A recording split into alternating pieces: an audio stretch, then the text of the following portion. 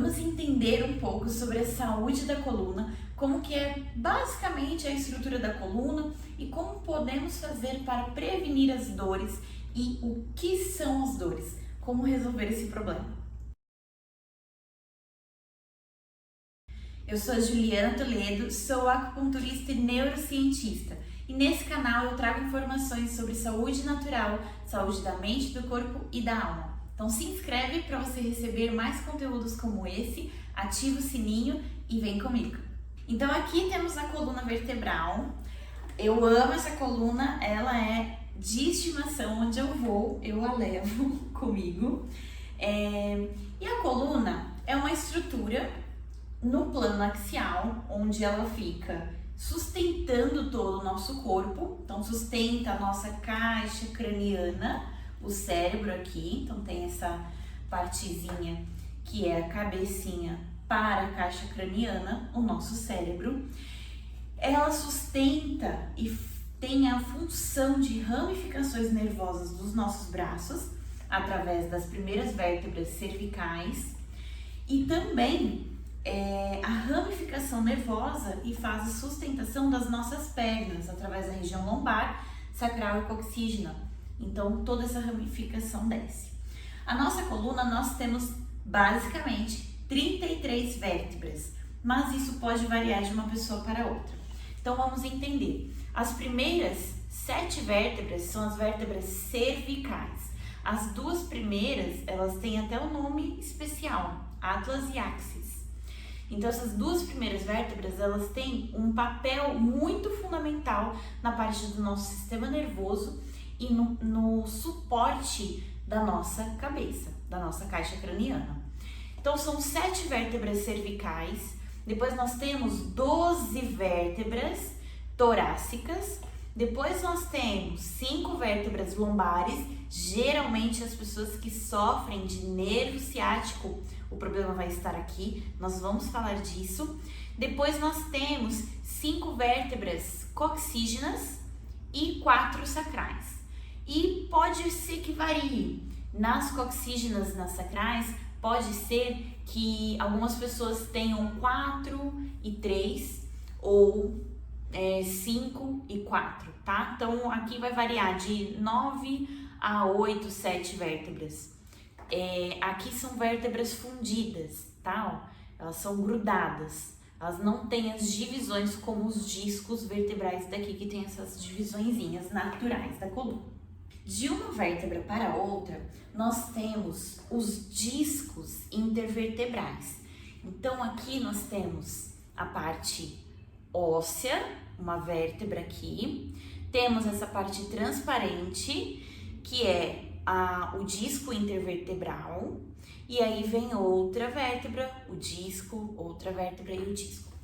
Esse disco intervertebral, ele tem a função exclusiva para proteger e para diminuir o impacto de uma vértebra para outra. Então aqui está uma vértebra, vem esse disco que tem um núcleo pulposo no meio, no centro dele, ele tem um núcleozinho que parece uma gelatina. Em volta é tudo cartilagem, tá? É um tecido cartilaginoso. E aí vem outra vértebra.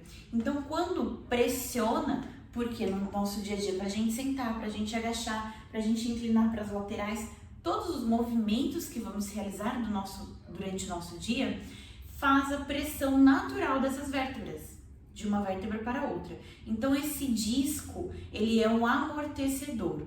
E dentro tem ele é revestido por esse tecido cartilaginoso e tem esse núcleo pulposo. Esse núcleo, ele vai ter um líquidozinho onde ele faz a proteção e a nutrição, a hidratação dessas vértebras, tá? Então, ele faz essa hidratação.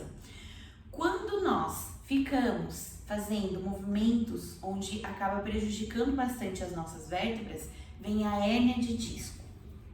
A hérnia é quando esse núcleo pulposo, ele começa a fazer força no tecido cartilaginoso desse disco transparente, e aí esse disco se rompe. Ao se romper, esse líquido começa a sair. que é exatamente essa bolinha vermelha. Então fica exatamente assim, tá? Tá vendo? Então tá aqui. Então a pessoa, ela ficou fazendo movimentos muita pressão, ficou muito torta e acabou rompendo o disco saiu para fora. E aí o que acontece aqui nessa parte amarela, que é a nossa medula espinhal, e essas ramificações nervosas amarelinhas, elas vão ser pressionadas por esse disco que está extravasado. Isso é a hérnia de disco, tá? É uma hérnia, ela foi expulsa, extravasada, o líquido que estava ali para fora. E aí, quando rompemos esse disco, a dor ela é muito pequena, porque um tecido cartilaginoso ele não vai causar dor. Quando você fura a orelha, você sente aquela dor insuportável? Geralmente não, né? Uma dorzinha suave. O tecido cartilaginoso tem uma dorzinha quase imperceptível, mas o que causa uma dor extrema, que as pessoas travam de dor de coluna, é porque essa hérnia, esse vermelhinho, ele começa a pinçar os nervos, e ao pressionar os nervos, que aqui estamos ricos em terminações nervosas, são os nervos que mandam os impulsos elétricos, os impulsos nervosos de sinal de dor, nossos receptores.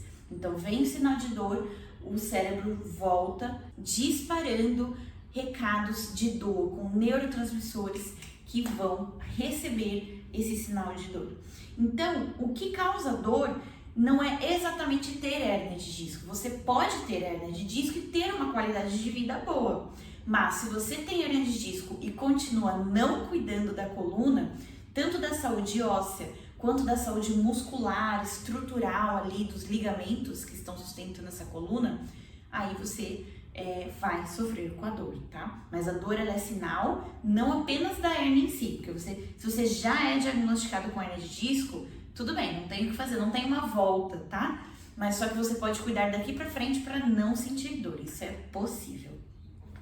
Um outro problema comum, muito comum na prática clínica, é o bico de papagaio. Conhecido como bico de papagaio porque ele faz um biquinho ósseo para frente. Mas o seu nome é osteófitos. Então, se você pega o seu laudo dos exames médicos e você vê osteófito, diz respeito a uma calcificação. Quando o seu osso começa a ter atrito, ele vai se calcificando mais para frente e aí ele faz um biquinho. Vou colocar imagens na lateral para que vocês acompanhem. Esse bico é o bico de papagaio. E novamente, não vai ser o bico de papagaio que causa dor, mas sim a pressão das terminações nervosas, a pressão nas laterais que saem da medula espinhal. É importante dizermos também sobre as curvaturas da coluna vertebral, pois muitas pessoas falam: eu tenho essa curva aqui, é por isso que eu sinto dor. Porém, vamos entender que as curvaturas são necessárias e naturais para a nossa saúde, porque senão não conseguiríamos ficar de pé. Imagina se fosse tudo retinho, tudo completamente reto, aí sim a nossa coluna ia sofrer, porque qualquer coisinha que a gente fizesse ia criar uma pressão, né? Uma pressão axial muito grande nas vértebras, tá? Então, essas curvaturas, elas são naturais e saudáveis.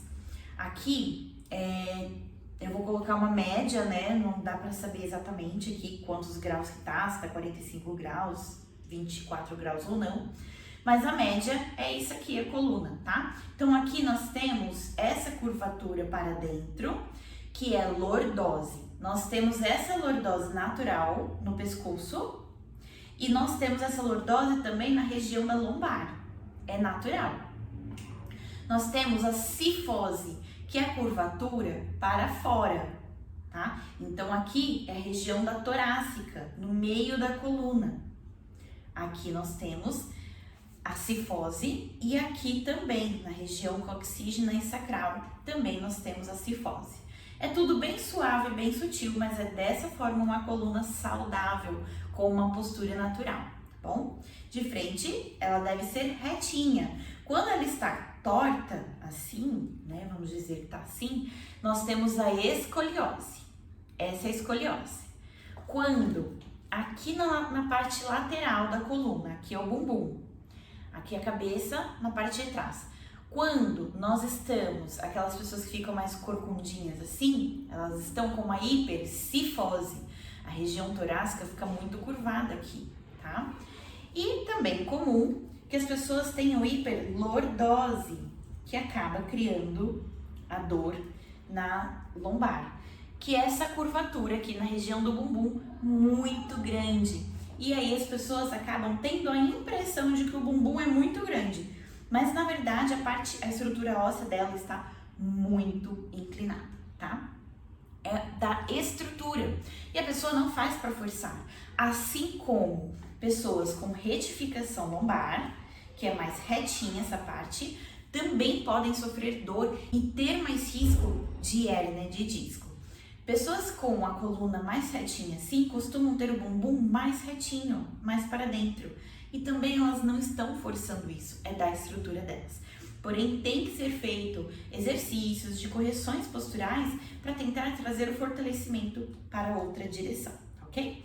Então, quando nós olhamos para a coluna de frente, no plano frontal, e nós vemos que a coluna está tortinha assim, é a escoliose. Quando a curvatura é muito grande, é a hiperlordose. Quando está muito corcundinho, é a hipercifose. E esses problemas geralmente acarretam hérnia de disco e bico de papagaio. A escoliose, que é ter a coluna tortinha assim, só ter a coluna torta também não vai causar dor. O que causa dor, novamente, é sempre o pinçamento dos nervos, tá?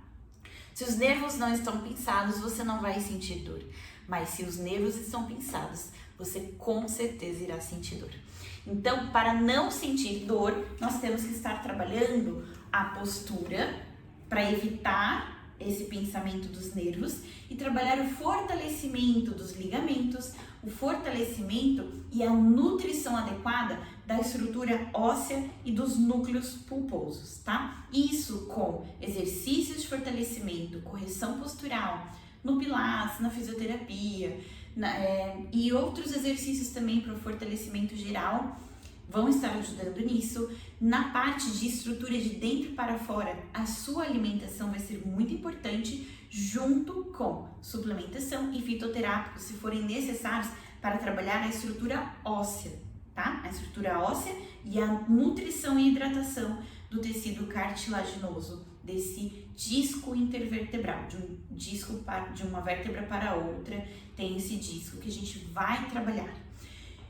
Sintomas como parestesia, que é uma sensação de formigamento, de adormecimento, que seja nos braços, que aí está ligado a problemas nas vértebras superiores cervicais, ou nas pernas, uma sensação de que a perna dorme, fica adormecendo, pode ser junto com sensações de câimbras, às vezes vai pegar objetos, o copo cai, perde um pouco mais a sensibilidade, a fraqueza muscular nos membros, nos braços e nas pernas, e a dor, geralmente na lombar, desce o nervo ciático, que ele sai da L5, L4, L5, ele passa todo o seu nervo aqui na região do bumbum, por isso que o bumbum dói, no ciático, e ele vai descer para as pernas e vai até a região dos tornozelos, tá? Dos pés.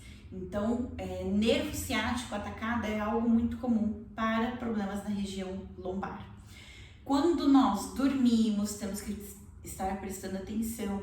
Então, é um olhar completo, tá? Mas o que eu falo é muito importante que você observe, se atente com a nutrição, com o que está de dentro para fora, tá? Pra gente cuidar da estrutura da sua coluna.